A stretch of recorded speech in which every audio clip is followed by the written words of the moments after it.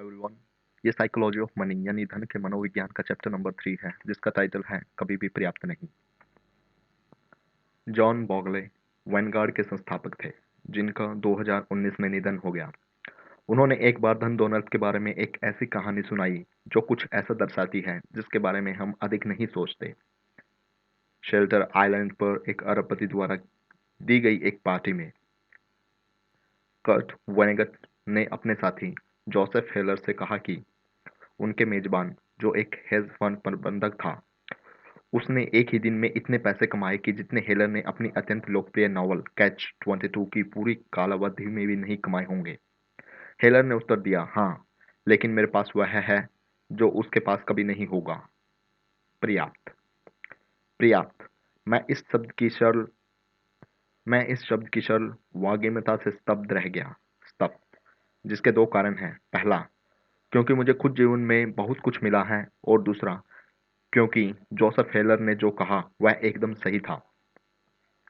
हमारे समाज के एक अंश के लिए, जिसमें हम में से काफी समृद्ध और शक्तिशाली लोग शामिल हैं, आजकल कोई सीमा ही नहीं है जो पर्याप्तता को परिभाषित कर सके। यह कितना तीक्ष्ण है और कितना शक्तिशाली। आइए मैं आपको हमारे पास पर्याप्त न होने के खतरों के दो उदाहरण देता हूँ और देखते हैं वो हमें क्या सिखा सकते हैं। रजत गुप्ता का जन्म कोलकाता में हुआ और किशोरावस्था में वे अनाथ हो गए। लोग ऐसे विशेषाधिकृत लोगों के बारे में बात करते हैं जो अपना जीवन थर्ड बेस पर शुरू करते हैं। गुप्ता तो बेसबॉल स्टेडियम भी नहीं देख पाए। उस शुरुआत से आगे चलकर रजत ने जो उपलब्धियां प्राप्त की वे अद्भुत हैं। लगभग 45 वर्ष की उम्र में गुप्ता मैकिन्से के सीईओ बन गए, जो विश्व की सबसे प्रतिष्ठित कंसल्टिंग फर्म है। वे 2007 में सेवानिवृत्त हुए और उसके बाद उन्होंने संयुक्त राष्ट्र और वर्ल्ड इकोनॉमिक फोरम में अहम भूमिका निभाई। उन्होंने लोक हितैषी कार्यों में बिल गेट्स के साथ सहभागिता की। संयुक्त राष्ट्र और वर्ल्ड इकोनॉमिक फोरम में अहम भूमिका निभाई।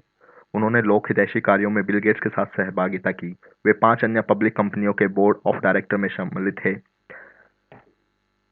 वे कलकत्ता की झुग्गी झोपड़ी से निकल गुप्ता अभी तक के सबसे सफल उद्यमियों में से एक बन चुके हैं। सफलता के साथ उन्होंने प्रचुर संपत्ति मिली। 2008 में खबरों के अनुसार गुप्ता की शुद्ध संपत्ति $100 बिलियन से अधिक थी। इतनी राशि अधिकांश लोगों के लिए अप्रिमेय है। उस राशि का 5% वार्षिक प्रतिफल प्रतिदिन लगभग $6,600 प्रति घंटा उत्पन्न करता है। वे जीवन में जो चाहे वो कर सकते थे, और वो जो चाहते थे वह मात्र एक सेंटा मिलेनियर बनना नहीं था। वे एक बिलियनियर बनना चाहते थे, और वो हर हाल में यह पाना चाहते थे। गुप्ता गोल्डमैन सैक्स के बोर्ड ऑफ डायरेक्टर में से एक थे, जिसके कारण वे विश्व के कुछ सबसे अमीर निवेशकों से घिरे हुए थे। एक निवेशक ने प्राइवेट इक्विटी टैकून के भुगतान दिवस का हवाला देते हुए गुप्ता के बारे में कहा, मुझे लगता है कि वे उस समूह में रहना चाहते हैं। वह एक अरब पति का समूह है ना? गोल्डमैन जैसे अरबों खरबों का ही समूह है, सही है ना? बिल्कुल सही। और इस तरह गुप्ता को एक लाभप्रद अन्य काम मिल गया। 2008 में जब गोल्डमैन सैक्स को वित्तीय संकट की मार झेलनी पड़ी, वॉरेन बफेट ने इस बैंक को बचाने के लिए $5 बिलियन की राशि निवेश करने का निर्णय किया। गोल्डमैन बोर्ड का सदस्य होने के कारण गुप्ता को सामान्य जनता से पहले इस सौदे की जानकारी मिल गई। यह एक मूल्यवान जानकारी थी। गोल्डमैन का अस्तित्व शंकास्पद था, और बफेट के समर्थक से निश्चय ही उसके स्टॉक में उछाल आ जाता। इस आगामी सौदे की जानकारी मिलने के 16 सेकंड बाद गुप्ता, जो गोल्डमैन बोर्ड मीटिंग की फोन कॉल पर थे, उन्होंने फोन रखकर राजरत्नम नाम के एक हेज फंड प्रबंधक को फोन मिलाया। कॉल रिकॉर्ड नहीं किया गया, लेकिन राजरत्नम ने तुरंत गोल्डमैन सैक्स के 1,75,000 शेयर खरीद लिए। तो आप समझ ही सकते हैं कि फोन पर क्या बात हुई होगी। कुछ घंटों बाद जनता के सामने बफेट गोल्डमैन सौदे की घोषणा की गई। गोल्डमैन के स्टॉक में उछाल आया। राजा रत्नम ने तुरंत $1 मिलियन कमा लिए। यह इस कथित चलन का बस एक उदाहरण है। एसईओ का दावा है कि गुप्ता का भीतरी कमाई से उन्हें $17 मिलियन का लाभ हुआ। यह पैसा कमाने का आसान तरीका था, और अभियोक्ताओं के लिए यह और भी आसान मामला था। गुप्ता और राजा रत्नम दोनों भीतरी लेन देन के जुर्म में जेल गए, और उनके कैरियर और प्रतिष्ठा दोनों हमेशा के लिए मिट्टी में मिल गई। अब बर्नी मैडॉफ का उदाहरण लीजिए। उनके अपराध के बारे में सब भली-भांति जानते हैं। मैडॉफ चार्ल्स पांजी के बाद अब तक का सबसे कुख्यात पोंजी चालबाज है।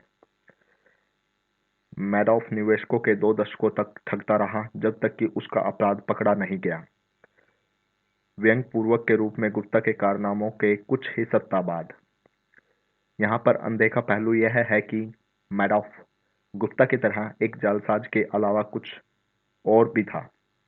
पोंजी योजना जिसने उसे प्रसिद्ध बनाया। उससे पहले वह एक बेतहाशा सफल और विधि संगत व्यवसायी था। मैडॉफ एक बाजार निर्माता था जिसका काम स्टॉक खरीदारों और विक्रेताओं को आपस में जोड़ना था। वह इस काम में बहुत अच्छा था। 1992 में द वॉल स्ट्रीट जर्नल ने मैडॉफ की मार्केट मेकिंग फर्म का कुछ ऐसे बखान किया। बर्नार्ड एल ने एक अत्यधिक लाभदायक प्रतिभूति फर्म स्थापित की है, मैडॉफ इन्वेस्टमेंट सिक्योरिटीज, जो स्टॉक ट्रेड का एक विशालकाय भाग बिग बोर्ड के हाथ से निकाल ले जाते हैं। मैडॉफ फर्म द्वारा एक्सचेंज में इलेक्ट्रॉनिक्स रूप में किया जाने वाला $740 मिलियन का प्रतिदिन औसत ट्रेड न्यूयॉर्क एक्सचेंज का कुल 9% है। श्री मैडॉफ की फर्म इतनी जल्दी और सस्ते में ट्रेड संचालित कर सकती है कि अन्य ब्रोकरेज कंपनियों को उनके ग्राहकों के ऑर्डर पूरा करने के लिए 1 पेनी प्रति शेयर देती है और इस प्रकार क्रय विक्रय दर के अंतर से लाभ उठाती है, जिसके लिए अधिकतर स्टॉक ट्रेड करते हैं।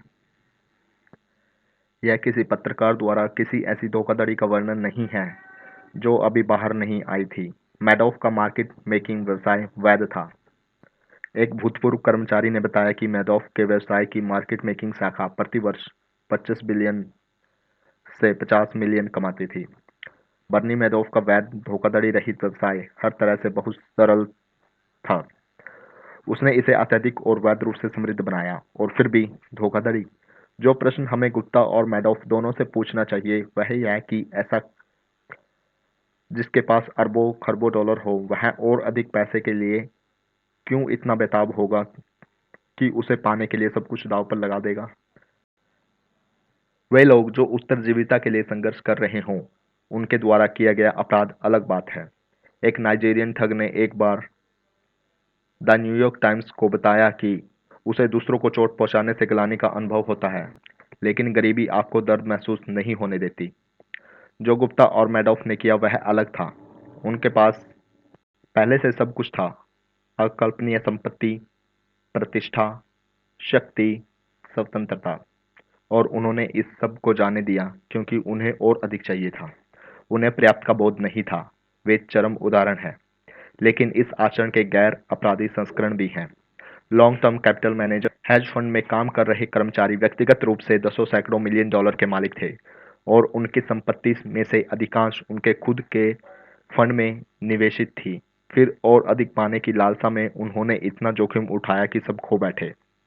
1998 में इतिहास की सबसे दृढ़ अर्थव्यवस्था और सबसे अच्छे बुल मार्केट के बीच वॉरेन बफेट ने बाद में इस तरह वर्णन किया। वह पैसा कमाने के लिए जो उनके पास नहीं था और जिसकी उन्हें आवश्यकता भी नहीं थी, उन्होंने वह सब दांव पर लगा दिया जो उनके पास था और आवश्यक था। और यह मूर्खता है। यह साफ मूर्खता है जो आपके लिए जरूरी है। अगर आप इसे किसी ऐसी चीज के लिए दांव पर लगाते हैं जो जरूरी नहीं, इसका मतलब ही नहीं बनता। जो आपके पास है और जरूरी है, उसे किसी ऐसी चीज के लिए दांव पर लगाने का कोई मतलब नहीं जो आपके पास नहीं है और जिसकी आपको जरूरत नहीं। यह एक ऐसी बात है जो उतनी ही प्रत्यक्ष है जितनी कि अनदेखी। हम में से शायद ही कभी किसी के पास एक $100 मिलियन हों जैसे गुप्ता और मैडॉफ के पास थे, लेकिन यह किताब पढ़ रहे कुछ लोगों में से कुछ प्रतिशत अपने जीवन में एक पड़ाव पर इतना वेतन अवश्य कमा सकेंगे जिससे वे अपनी हर जायज जरूरत पूरी कर सकें और साथ ही उसमें से काफी कुछ पा सकें जो वो चाहते हैं।